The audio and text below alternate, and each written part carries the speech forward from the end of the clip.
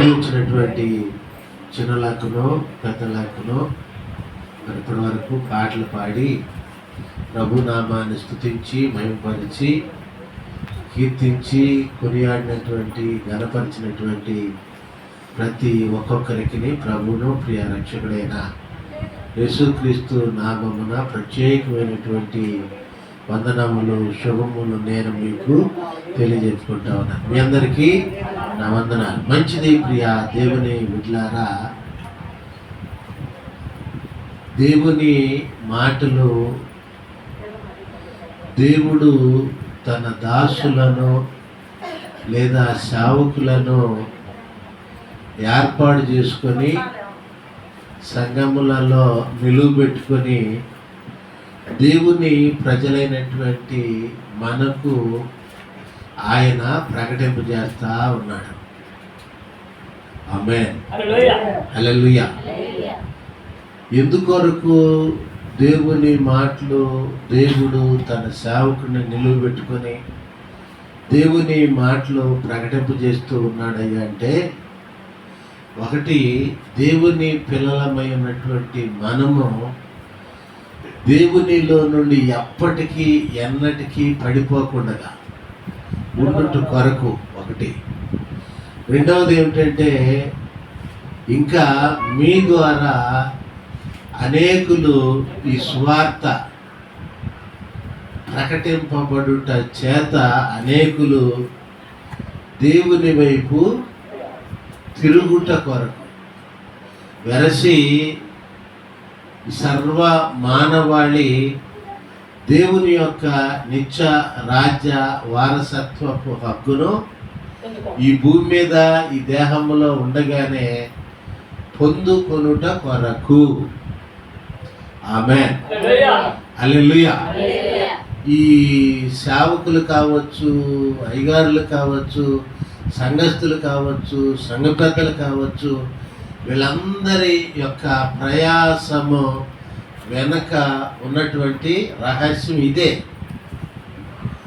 ఆమేన్, హల్లెలూయా. అయితే ప్రియ దేవుని బిడ్డలారా గమనించండి, సువార్త ప్రకటించేటువంటి సేవకుడు సంఘాల్లో ఉన్నటువంటి సంఘ బిడ్డలకు ఏమైపోతాడంటే శత్రువు అయిపోతాడు. ఎక్కువగా ఏమవుతాడండి? శత్రువు అయిపోతాడు. దేన్ని బట్టి అంటే మంచి ఆ వ్యక్తి ప్రకటించడం, మరలా మంచి అంటే ఏంటి? సువార్తే. ఆమేన్, సువార్త ఆ సేవకుడు ప్రకటించటం, మరలా మీ ద్వారా కూడా ప్రకటింపజేయటం. సేవకుడు సువార్త ప్రకటించడం అంటే, ఇప్పుడు ఇక్కడ నేను నిలువబడి ఇక్కడ సువార్త ఏం చేస్తున్నాను? ఇక్కడ సువార్త ప్రకటిస్తున్నాం. మరి మీరు ప్రకటింపజేయటం అంటే, ఏంటి? ఇతరులకు సువార్త మీరు ప్రకటింపజేయటం అంటే ఏ పని అది? అదే సంవత్సరానికి ఒకసారి మనం పెట్టుకుంటున్నాం. ఏమిటంటే క్రీస్తు సువార్త సభలు. కొన్ని వేల రూపాయలు వెచ్చిస్తున్నాం. మీరు కూడా వేలకు వేలు ఖర్చు పెడతా ఉన్నారు. ఇటు సేవకులు ఖర్చు పెడుతున్నారు, సంఘ బిడ్డలు ఖర్చు పెడతా ఉన్నారు, సంఘ పెద్దలు ఖర్చు పెడతా ఉన్నారు. అయితే ప్రియ దేవుని బిడ్డలు అంతే కూడా ఎందుకయ్యి అంటే, అలానే బెల్లనపల్లి మెట్రోపాలిటన్ మిషన్ సంఘ సభ్యులు ఈ సంవత్సరం ఇంతగా సువార్తను ప్రకటించారు, అనేకులకు వినిపించారు. ఇదిగో ఇంతమంది రక్షణలోనికి నడిపింపబడ్డారు. నడిపింపబడకపోయినా మన పని ఏమిటి అంటే సువార్తను ప్రకటించాలి. ఆమేన్, హల్లెలూయా. సంఘములో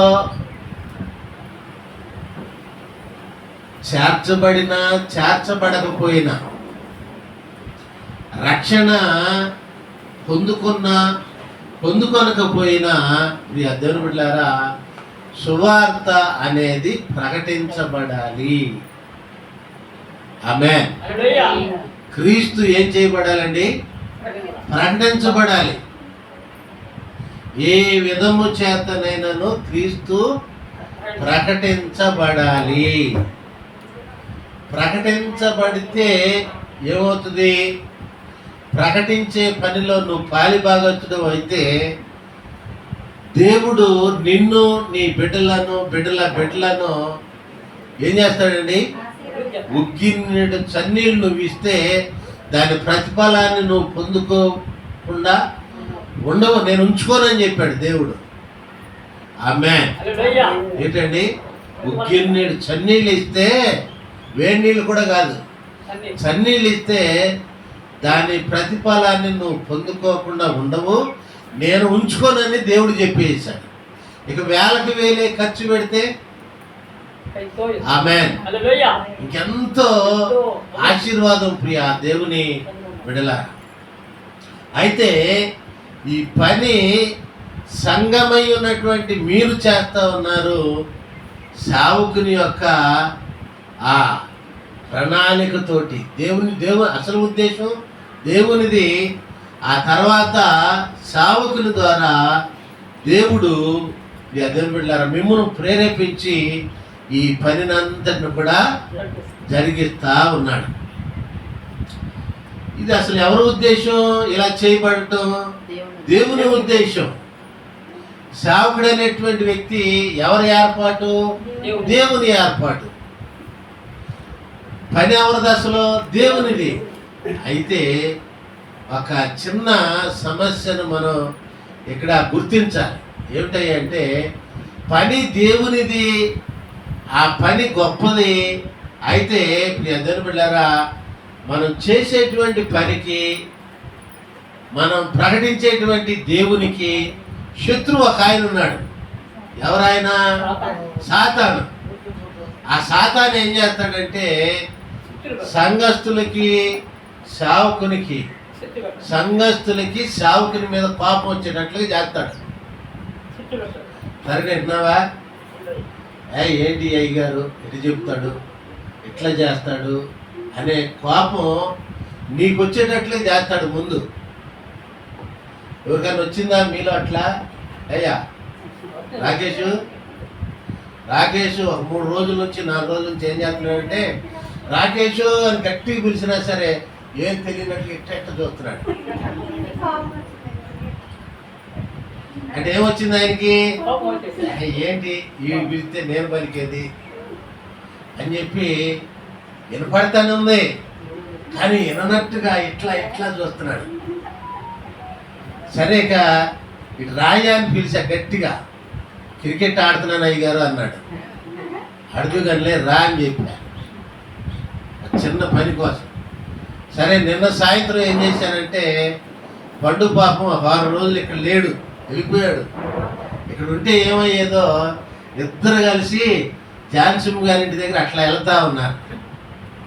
ఆ పక్కనే కట్టి ఉందిగా వాళ్ళ, ఎందుకంటే ఇక ఆటకి వెళ్తున్నారనమాట. టైం అయిపోయింది, చల్లబడిపోయింది. నేను అన్నాను మీరిద్దరు ఇటు రండి, చిన్న పని ఉంది. ఆ పైన గొట్టాలు మీరు తెగిపోయింది, ఒక గొట్టం వినపడుతుంది, 2 గొట్టాలు వినపడతలేదని చెప్పి రమ్మంటే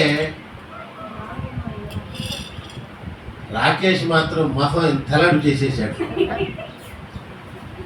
అడుగులేస్తానే ఉన్నాడు ఎదరికి. నేను రాను, నేను ఆట ఆడుకోవాలంటున్నాడు అనే చేశాడు.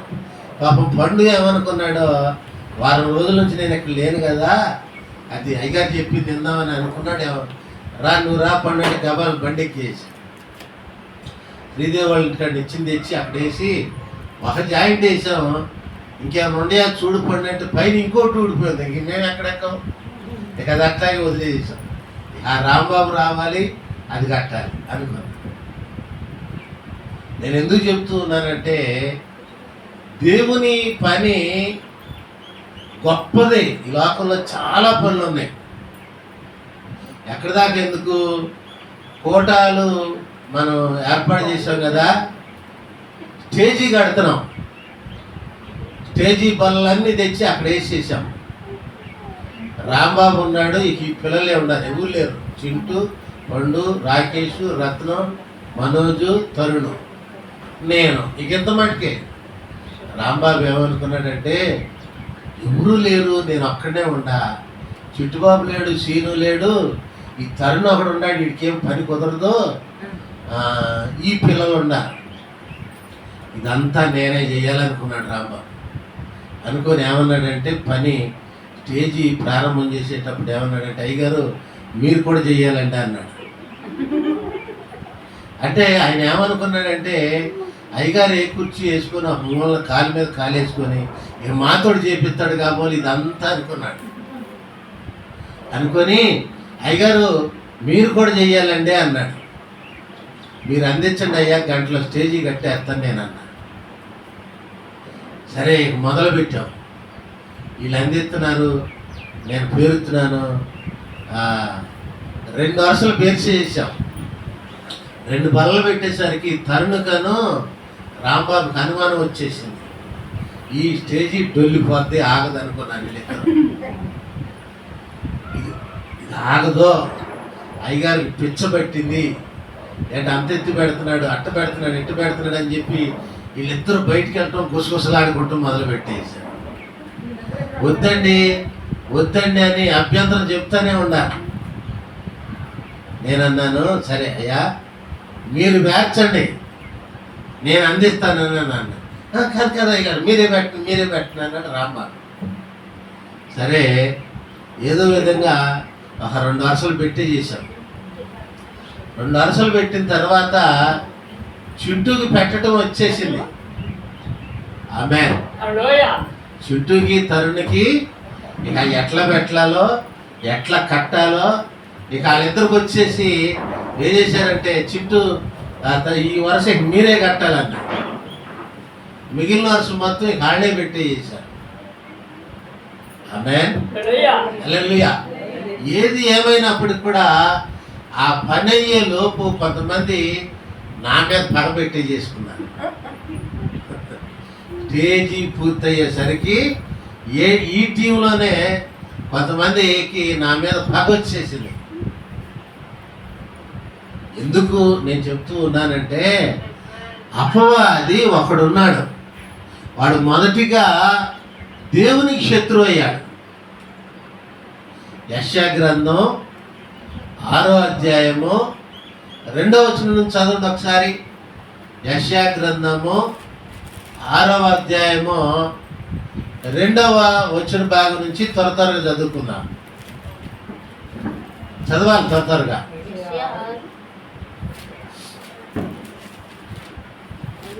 ఏంటి ఎంతసేపు తీశారు?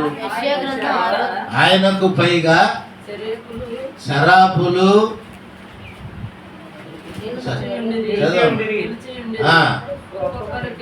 ఒక్కొక్కరికి 6 రెక్కలుండేను, ప్రతివాడు 2 రెక్కలతో ముఖమును 2 కాళ్ళను కప్పుకొనుచు మిగిలిన 2 రెక్కలతోటి పైకి క్రిందకి ఎగురుచుండెను.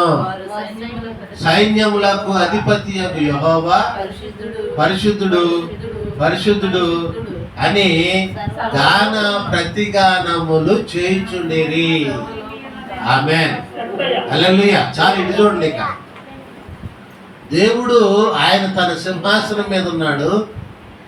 అయితే 6 రెక్కలు కలిగినటువంటి శరాపులు అనేటువంటి దూతలో ఒక 2 రెక్కలతోటి ముఖాన్ని కప్పుకొని 2 రెక్కలతోటి కాళ్ళు కప్పుకొని మిగిలిన 2 రెక్కలతోటి ఆ పైకి క్రిందికి ఎగురుతూ దేవుణ్ణి స్తుతించుడి ఎల్లప్పుడూ దేవుణ్ణి స్తుతించుడి అని గాన ప్రతిగానాలు చేస్తూ ఆయనకి స్తుతులు చెల్లిస్తా ఉన్నారంట.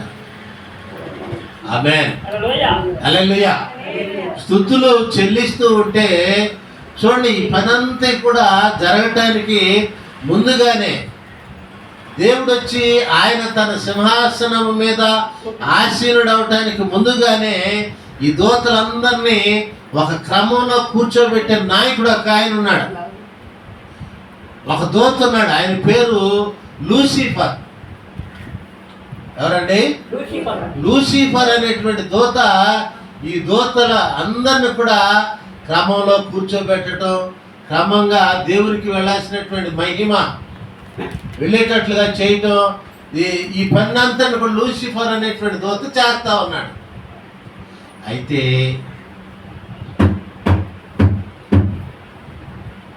ఈ దూత దేవుడు తన సింహాసనము మీద లేనప్పుడు ఒక ఆలోచన చేశాడు. అయ్యో, ఈ మహిమంతా కూడా దేవునికే వెళతా ఉంది కదా, దేవుడు ఈ మహిమను పొందుకొనటానికి నేనే కదా నాయకత్వాన్ని వహిస్తూ ఉన్నాను, వీళ్ళందరినీ క్రమంలో కూర్చోబెడుతూ ఉన్నాను, నడిపిస్తూ ఉన్నాను. అయితే అసలు ఈ మహిమ ఆ సింహాసనం మీద నేను కూర్చొని ఒకసారి పొందుకుంటే ఎట్లా ఉంటుందని తన హృదయంలో ఆలోచన చేశాడు. ఆలోచన చేసి అట్లా ఉన్నాడు. మన దేవుడు ఏ దేవుడు? హృదయ రహస్యాన్ని ఎరిగినటువంటి దేవుడు. ఇప్పుడు జరిగినట్లుగా వాడు నాకు చెప్పకపోయినా ఎట్లా చెప్పేసేసానో ఇట్లా ఎవరు కనిపెడతారు మనుషుల యొక్క హృదయాన్ని? దేవుడు కనిపెడతాడు. ఆమేన్, హల్లెలూయా. ఆ లూసిఫర్ యొక్క హృదయ ఆలోచనలను కూడా మన దేవుడు కనిపెట్టాడు. అయితే ఏం చేశాడంటే ఆ లూసిఫర్ని అక్కడి నుంచి భూమి మీదకి తొక్కేసాడు. వచ్చి భూమి మీద పడ్డాడు. లూసిఫర్ కాస్త అపవాదిగా మారిపోయాడు, దేవునికి శత్రువు అయ్యాడు. దేవునికి శత్రువు అయిపోయి ఈ భూమి మీద ఎవరున్నారు? దేవుని స్వరూపము, దేవుని పోలిక చేత సృజింపబడినటువంటి మానవులు ఉన్నారు. ఏ మనుషులు ఎవరెవరు, ఏ సంఘ పెద్దలు, సంఘ బిడ్డలు, సేవకులైతే కలిసి దేవుని పని చేస్తూ ఉన్నారో అక్కడికి వెళ్ళటం, ఒకరికొకరికి మనస్పార్థలు పెట్టేసేయటం, దేవుని పని ఏదో విధంగా ఇప్పుడు కాకపోతే ఇంకోసారైనా జరగకుండా కొద్ది మందిని ఏం చేస్తూ ఉన్నాడంటే ప్రేరేపిస్తా ఉన్నాడు. ఆమేన్. ఏంటండి?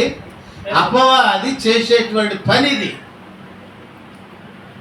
అప్పుడు ప్రియ దేవుని బిడ్డలారా, ఏ మనుషుడైతే దేవుని పనికి వ్యతిరేకంగా ఆలోచన వచ్చిందో ఆ మనుషుడు సండే స్కూల్ పిల్లోడు కావచ్చు, సంఘ పెద్ద కావచ్చు, పాస్టర్ గారు కావచ్చు, ఇంకోళ్ళు కావచ్చు. ప్రియ దేవుని బిడ్డలారా, ఏమని తెలుసుకోవాలి? ఇది సైతాను. నాకు కూడా మొన్న జరిగిన ఈ కూటల్లోనే చాలాసార్లు మనసు బాధపడింది. ఏంటండి? చాలా బాధపడ్డా. దేనికాడ? సంఘ బిడ్డల యొక్క సహాయ సహకారము వారిదైనటువంటి శైలిలో నాకు ఈ పనిలో అందించినటువంటి దానిని బట్టి. ఆమేన్. అందరూ కాదు, చాలా మంది చాలా ఎక్కువగా చేశారు, కొద్దిమంది చాలా తక్కువగా చేశారు. తక్కువగా చేసినటువంటి వారిని బట్టి నాకు కూడా మనసులో బాధ కలిగింది. ఒక్కోసారి అయితే అనుకున్నాను అసలు ఈసారి పెట్టొద్దు అనుకోండి. ఎప్పుడు అనుకునేది ఇది. 4 రోజులు అనుకుంటా, మళ్ళీ ఆ కోటాలు రాగానే మళ్ళీ మామూలే. ఎందుకనంటే ఎవరైతే తక్కువగా చేశారో, ఎవరైతే సరిగా పాలిభాగస్తులు కాలేకపోయారో వారిలో అపవాది ప్రవేశించాడు. ప్రవేశించి ఏం చేశాడు? వాడి పని వీళ్ళ ద్వారా చేయించుకున్నాడు. ఆమేన్. ఇప్పుడు శత్రు ఎవరు? సేవకుడికి, దేవునికి పిల్లలు కాదు. ఎవరండి? సంఘస్థులు కాదు. అది ఆమేన్, హల్లెలూయా. ఈ రహస్యాన్ని తెలుసుకోవాలి. ఈ రహస్యాన్ని ఒక సండే స్కూల్ పిల్లోడు కావచ్చు, విశ్వాసి కావచ్చు, సంఘ పెద్ద కావచ్చు, ఇంకోడు కావచ్చు, ఎవరైతే తెలుసుకుంటారో వాళ్ళు ఎప్పటికీ ఎన్నటికి కూడా దేవుళ్ళ నుంచి పడిపోరు. ఆమేన్. దేవునిలో ఏ మనుషులైతే నిలకడగా పడిపోకుండా ఉంటాడో దేవుని బిడ్డలారా, ఆ మనుషుణ్ణి దేవుడు తన ఆశీర్వాదముల చేత, తన ఐశ్వర్యము చేత నింపుతాడు. ఆమేన్. హల్లెలూయా. నిజంగా నేను చెప్తున్నాను, చాలాసార్లు అనుకున్నా ఏంటి వీళ్ళు ఎట్లా చేస్తున్నారు, నేను ఎంత చేస్తా ఉంటే చివరికి అక్కడ చిట్టుబాబు గారు కూడా ఏమన్నాడంటే, ఆ రాళ్ళు ఎందుకండి బాబు, అవి పడిపోతాయండి బాబు, ఎందుకండి అన్నాడు. ఆయనకు అనుమానం వచ్చి చివరికి అంత అయిపోయినాక, మీరు ఎక్కడే ఎక్కువ ఒకసారి నడవండి అంటే, అది పడిపోతే అడగండి అనే మాట అల్లా అన్నాడా. మీరు ఎక్కండి, మీరు ఎక్కి నడవండి, నుంచుండదేం అన్నట్టుగా నన్నే ఎక్కమన్నాడు ఆయన. నేనే ఎక్కి అటు ఇటు తిరిగా. మీరు కంతులేసుకున్నా పడదండి ఇది అని నేను మాట అనలేదు, కానీ నా మనసులో అనుకోండి, నాకు తెలుసుగా నా పని. ఇట్లాగే ఇప్పుడు ఇద్దరు బిడ్డలారా, నువ్వు కాదు నేను కాదు, ఇది ఎప్పటి నుంచి ఉందంటే అనాది కాలం నుంచి ఉండేదే. ఆమేన్. ఉదాహరణకి చాలా మంది సేవకులు ఉన్నారు. పౌలు అనేటువంటి సేవకుడు కూడా ఉన్నాడు. ఈ పౌలు అనేటువంటి సేవకుడు అనేక సంఘాల్లో సువార్తను ప్రకటించాడు.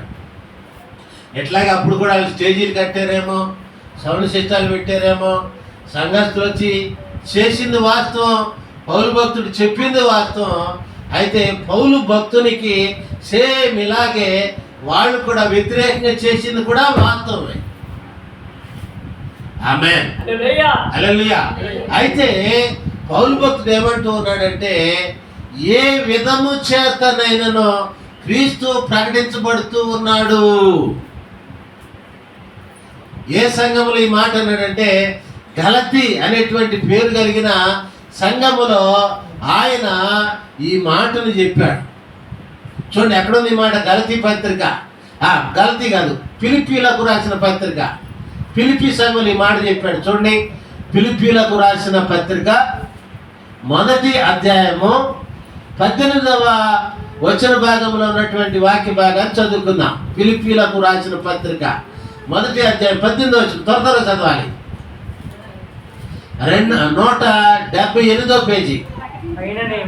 అయిననేమి మిష చేతనే గాని సత్యము చేతనే గాని ఏ విధము చేతనైనను క్రీస్తు ప్రకటింపబడుచున్నాడు, అందుకు నేను సంతోషించుచున్నాను, ఇక ముందును సంతోషింతును. గడికి చప్పట్లు కొట్టిన ఒకసారి. ఆమేన్.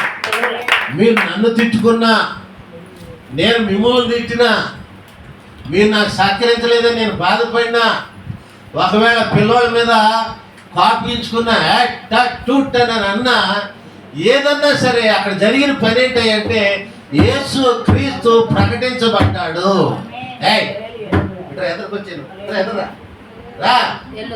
ఏంటండి, యేసయ్య ప్రకటించబడ్డాడు. ఆమేన్.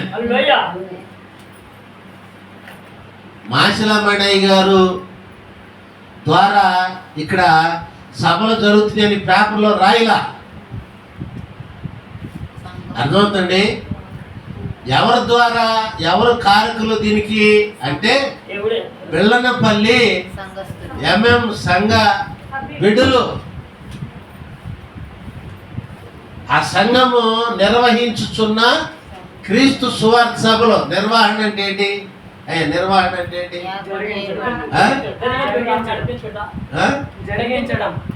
జరిగించటం అంటే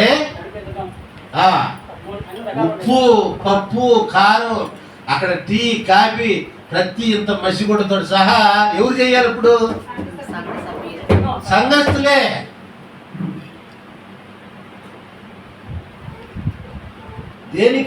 దేనికనంటే నీవు నీ బిడ్డ తరాలు ఆశీర్వదించబడుట కొరకు.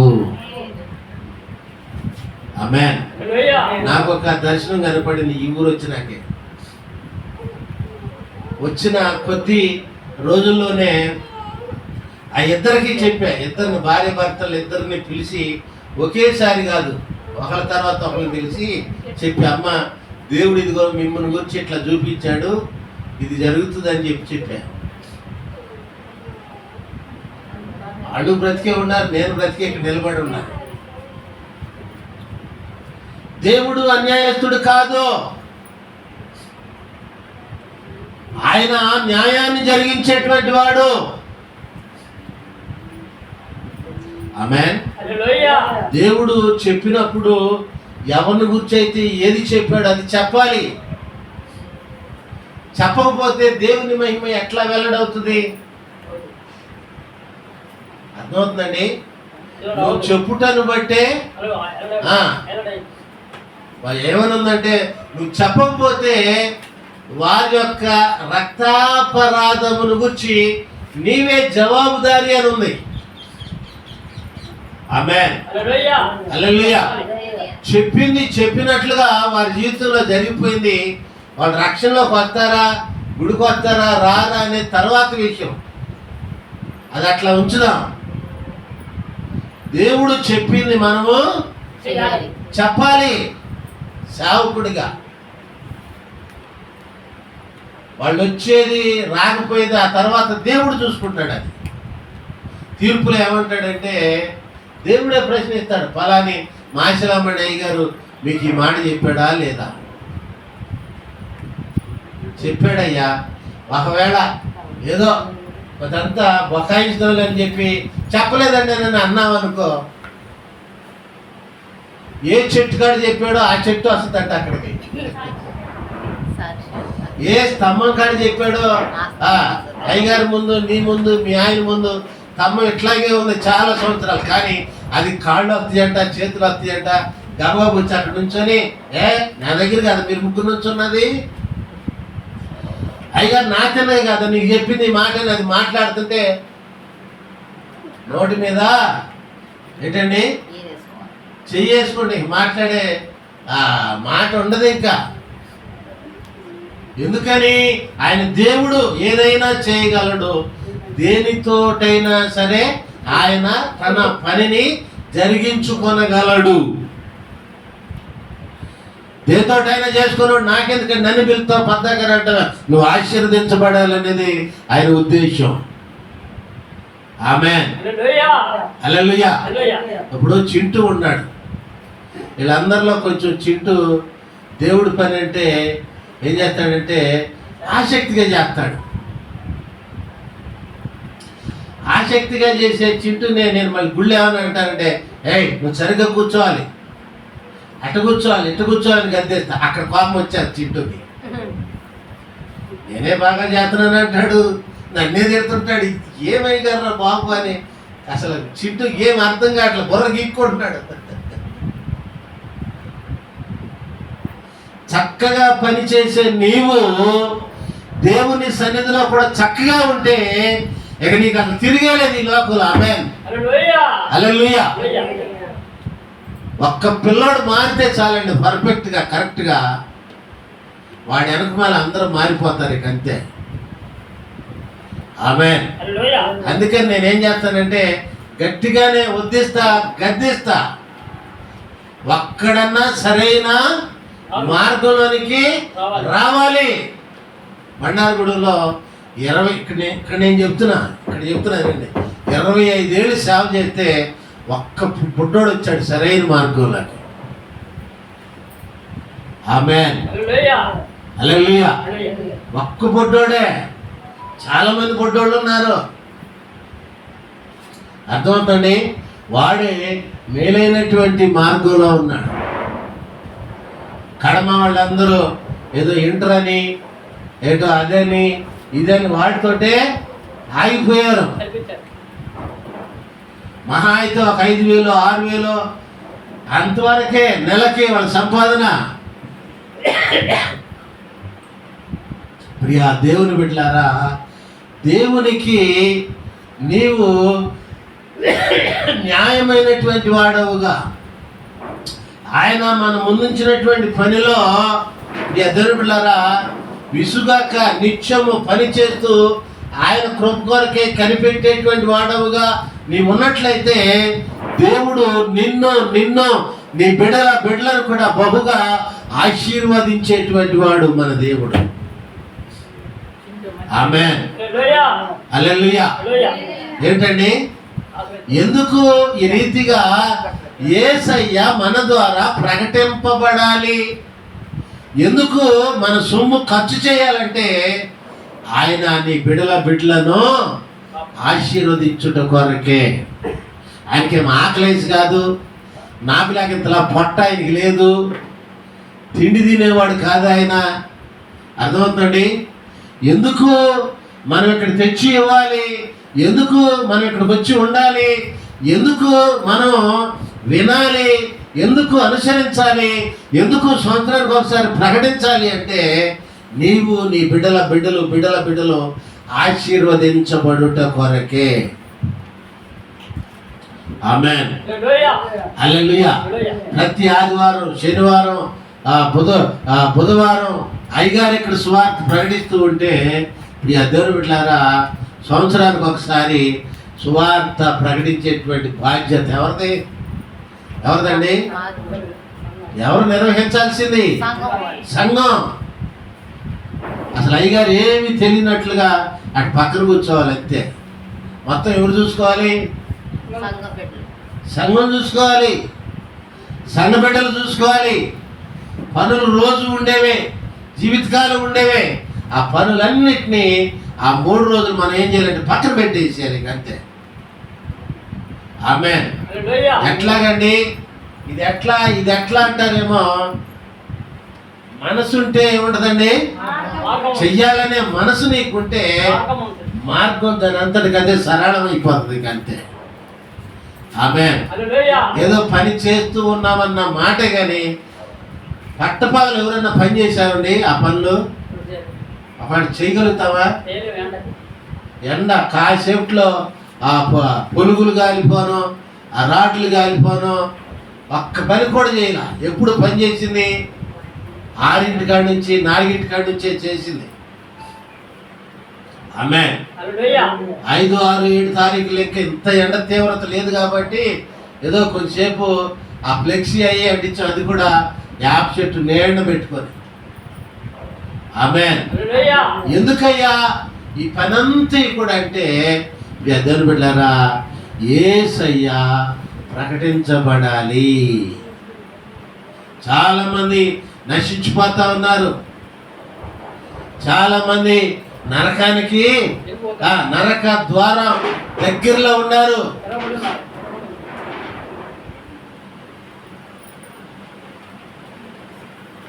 వాళ్ళను గుర్చినటువంటి ఆలోచనను బట్టే సంవత్సరానికి ఒకసారి క్రీస్తు సువార్త సభలో ఏర్పాటు చేసేది. మనం రక్షణ పొందుకోవటం అనేది దేవుని చిత్తం. 120 సంవత్సరాలు బోధించాడు ఒక ఆయన. ఎవరండి? నోవాహు. దేవుడు చెప్పమన్నాడు, నోవాహు చెప్తా ఉన్నాడు, ఒక్కడ కూడా రక్షింపబడలేదు. ఆమేన్. ఒక్కడ కూడా రక్షణలోనికి రాలేదు. దేవుడు చెప్పమంటున్నాడు, నోవాహు చెప్తున్నాడు. 120 సంవత్సరాలు కట్టాడు ఆ వాడని.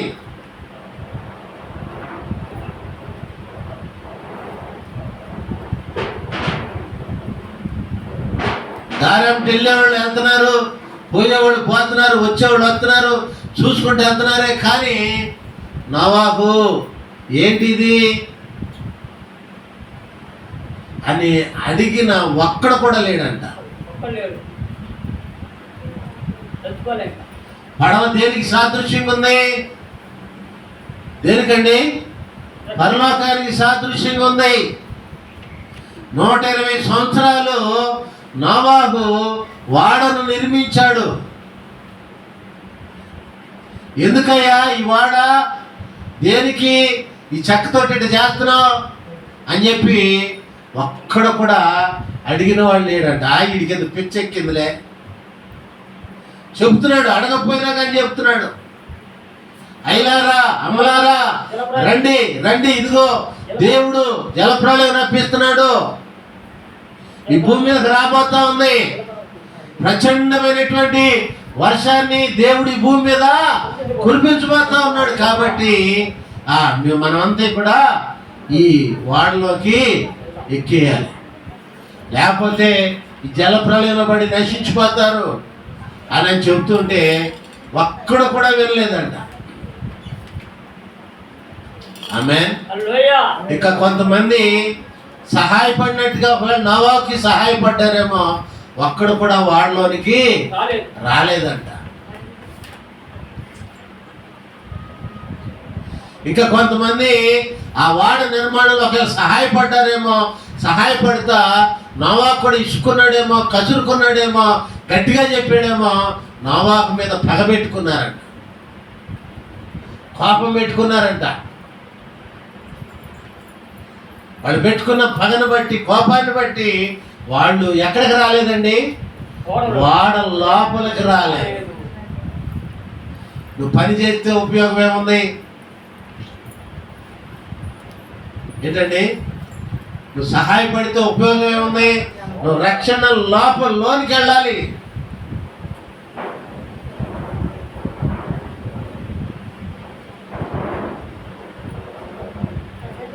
కొంతమంది ఒక మెట్టు ఎక్కటం ఆగిపోవటం, ఇక అయిపోయిందిలే అనుకుంటున్నారు. చాలా పొరపాటు అన్నమాట. అట్లాగే నోవాకు తాతయ్య పడవ పని చేసేటప్పుడు కూడా చాలా మంది ఒక మెట్టు ఎక్కారు, 2 మెట్లు ఎక్కిన వాళ్ళు ఉన్నారు, ఇంకా సహాయపడిన వాళ్ళు ఉన్నారు. అయితే ఎవరు కూడా రక్షణ అనేటువంటి పడవలోనికి వచ్చిన వాడు ఒక్కడు కూడా లేడు. ఉపయోగం ఏంటి?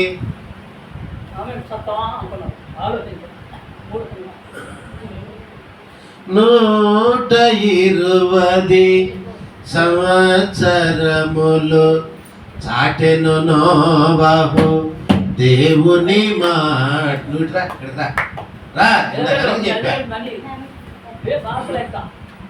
కూర్చో.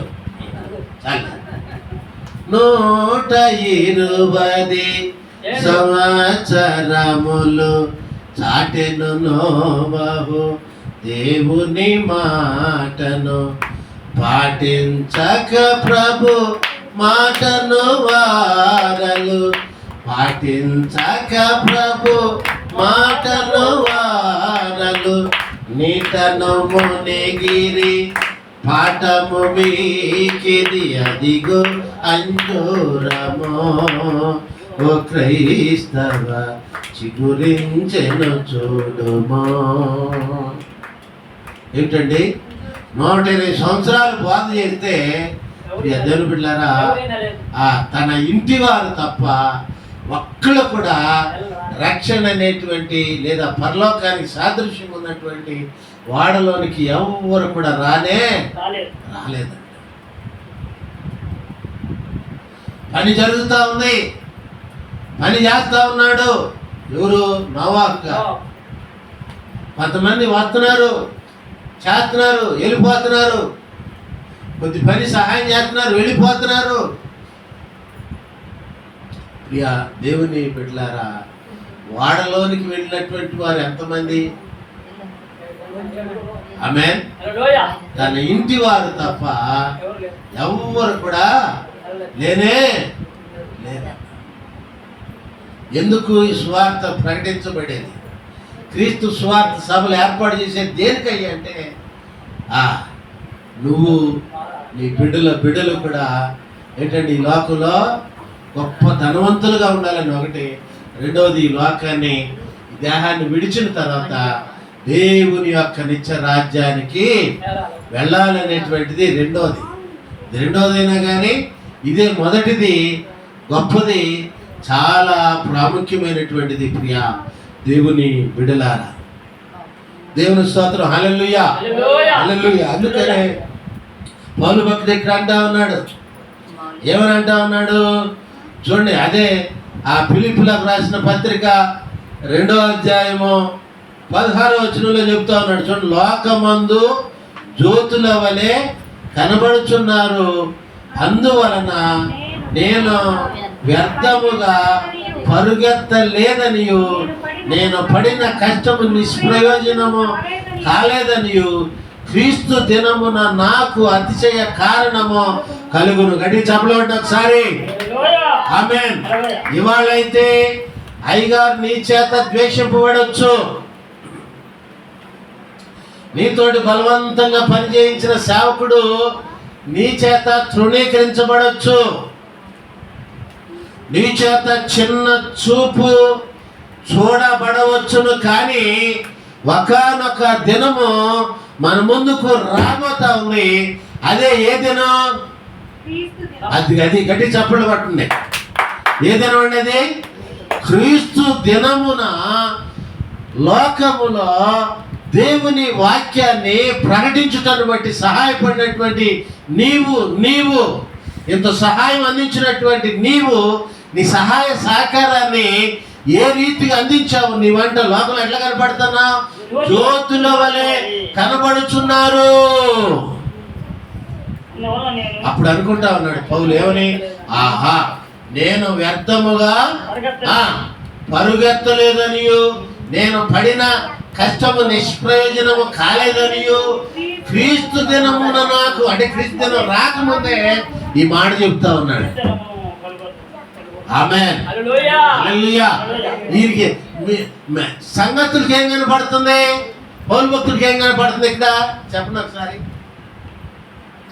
సంఘస్థులకి ఏం కనపడుతుంది? పౌలు భక్తులకి ఏం కనపడుతుంది? ఇక్కడ సంఘస్థులకి ఏం కనపడుతుంది అంటే అయ్యగారు పిచ్చోడయ్యి ఏంటండి ఎంత ఖర్చు అయింది అనుకుంటున్నారు? మొత్తం సంఘం నుండి వచ్చింది ఎంత అనుకుంటున్నారు? ఖర్చు ఎంత అయింది అనుకుంటున్నారు? సంఘ బిడ్డలకు ఇంకా చూసే వారికి ఎట్లా ఉంటుందంటే వీడికి ఏదో పిచ్చబట్టింది అనుకుంటారు. ఎవరికి? సేవకుడికి. ఏంటండి వాళ్ళకి ఏం కనపడుతుంది? లోకం కనపడుతుంది. కానీ పౌలు భక్తునికి ఏం కనపడుతుందంటే క్రీస్తు దినము కనపడతా ఉందంట. క్రీస్తు దినం అంటే యేసయ్య మరలా ఈ భూమి మీదకి వచ్చినప్పుడు ఎవరైతే సహాయపడ్డారో, ఎవరైతే వారి యొక్క సొమ్ముని అక్కడ వెచ్చించారో, వారి కష్టాన్ని ఖర్చు పెట్టారో, దేవుని బిడ్డలారా దానిని ఆయన గుర్తిస్తాడు. కాబట్టి ఆ క్రీస్తు వీళ్ళందరినీ గుర్తించేటువంటి విధానం, దేవుని బిడ్డలారా ఈ బిడ్డలను ఆయన హెచ్చించే విధానం పౌలు భక్తుని యొక్క కంటికి కనపడతా ఉంది. అందుకని అంటాడు క్రీస్తు దినము. ఆమేన్.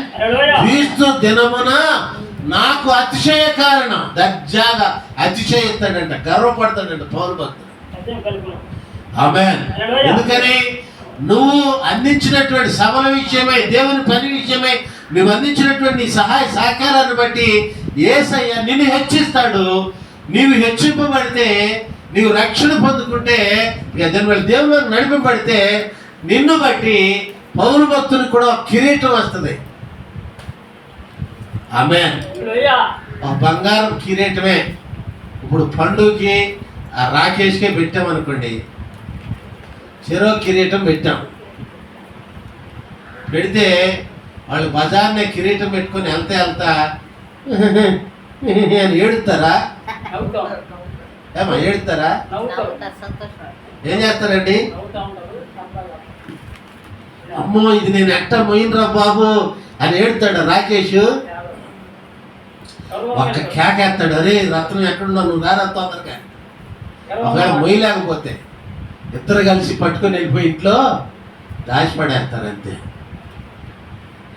వాళ్ళ అమ్మ బాబుకి ఎంత అతిశయం, అప్పుడు ఎంత సంతోషమో, ఎంత ఆనందమో.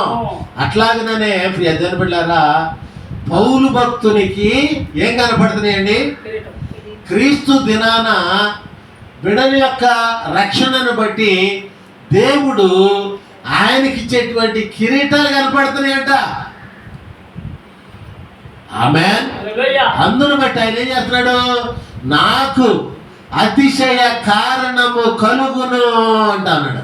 అంటే జరగలేదు, కలుగునంటే జరగాల్సి ఉంది అది.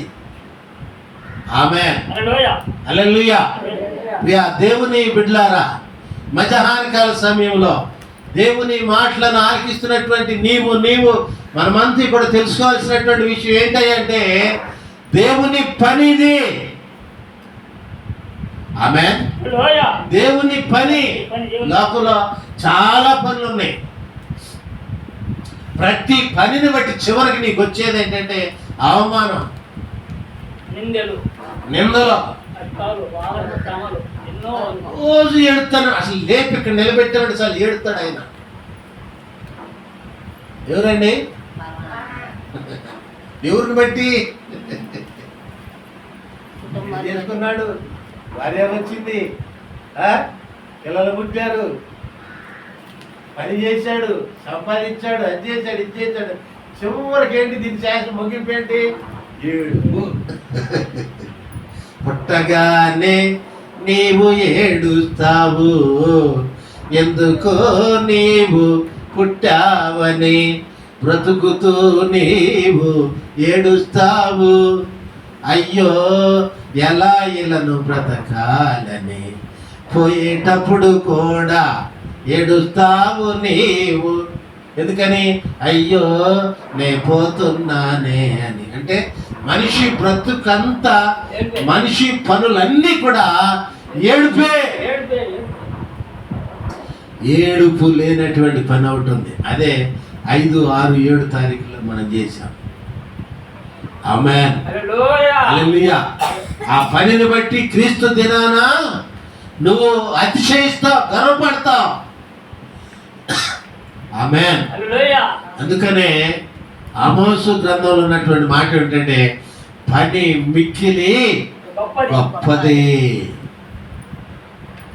ఆమేన్. నెహెమ్యా గ్రంథంలో పని మిక్కిలి గొప్పది.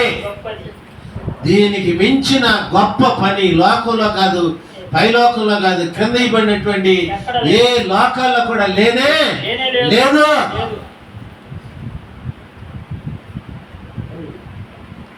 ప్రియా దేవుని బిడ్డలారా, దేవుడు తన పనిని నీ ముందుంచాడు. ఎందుకంటే నువ్వు ఆశీర్వదించబడుట కొరకు, పరలోకంలో నీవు ఉండుట కొరకు. అందుకొరకే ఆయన కుమారుడైనటువంటి యేసుక్రీస్తుని శరీరధారిగా లోకానికి పంపించాడు. 33 సంవత్సరాలు 6 మాసాలు ఆయన ఇక్కడ జీవించాడు. 3 సంవత్సరాలు 6 మాసాలు దేవుని యొక్క రాజస్వార్తను ప్రకటించాడు. ఇక్కడ శిలువ శ్రమకు అప్పగింపబడ్డాడు, శ్రమపడ్డాడు, మరణించి సమాధి చేయబడి మరణాన్ని సమాధిని జయించాడు, సజీవుడే తిరిగి లేచాడు. ఎందుకే అంటే ఈ లోకంలో ఈ దేహంలో ఉండగానే నీవు ఆయన ఆశీర్వాదాలు పొందుకోవాలి.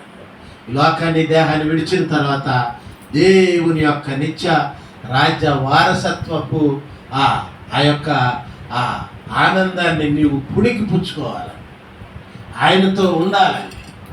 ఇదే దేవుని యొక్క ఉద్దేశం. అట్టి కృపను, అట్టి ప్రేమను తండ్రి అయినటువంటి దేవుడు ప్రభువును ప్రియ రక్షకుడైన యేసుక్రీస్తు ద్వారా మనందరికి నిండుగా మెండుగా దయచేయును గాక. ఈ మాటలు దేవుడు మన వినికిడిలో దీవించి ఆశీర్వదించును గాక.